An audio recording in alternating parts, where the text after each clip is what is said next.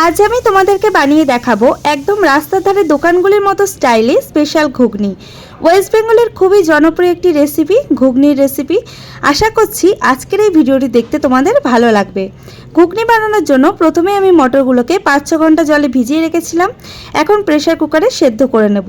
তো সেই জন্য মটরগুলো প্রথমে দিয়ে দিলাম, পরিমাণ মতো জল দিয়ে, স্বাদ মতো লবণ দিয়ে প্রেসার কুকারের ঢাকনা আটকে 5টা সিটি দিয়ে নিলেই সেদ্ধ হয়ে যাবে মটর। এদিকে আলু কেটে নিয়েছি, আলুগুলোকে ছোট ছোট করে কেটে নিয়েছি।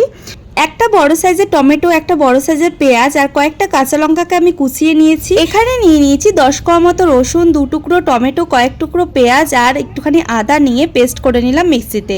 তো এদিকে মশলা রেডি হয়ে গেছে। মশলা করতে করতে এদিকে আমার মটরও সেদ্ধ হয়ে গেছে। গ্যাসে কড়াই বসিয়ে দিয়েছি, পরিমাণ মতো সর্ষের তেল দিয়ে তেল গরম হয়ে গেছে, দিয়ে দিলাম আলুগুলো। এখন আলুগুলোকে ভেজে নেব।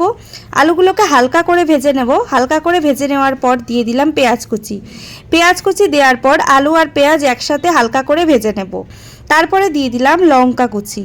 লঙ্কা কুচি দেওয়ার পর আবার একটুখানি হালকা ভেজে নেব।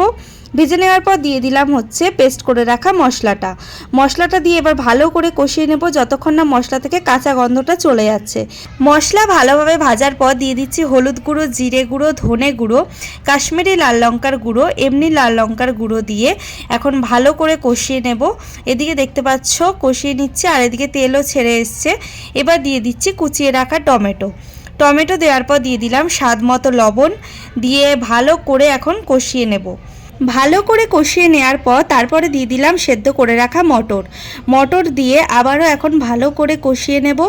কষিয়ে নেওয়ার পর তারপরে দিয়ে দিচ্ছি গরম জল দিয়ে একটু হালকা ফুটিয়ে নেব। তো ফুটিয়ে নিয়ে তারপরে নামানোর আগে ভাজা মশলা দিয়ে নামিয়ে নেব। ভাজা মশলাটা আমি তৈরি করেছি শুকনো খোলায় ধনে, জিরে, মৌরি, শুকনো লঙ্কা আর এলাচ, দারচিনি, লবঙ্গ একসাথে হালকা করে ভেজে নিয়ে মিক্সিতে পেস্ট করে নিয়েছি। সেই গুঁড়োটাই আমি ব্যবহার করলাম।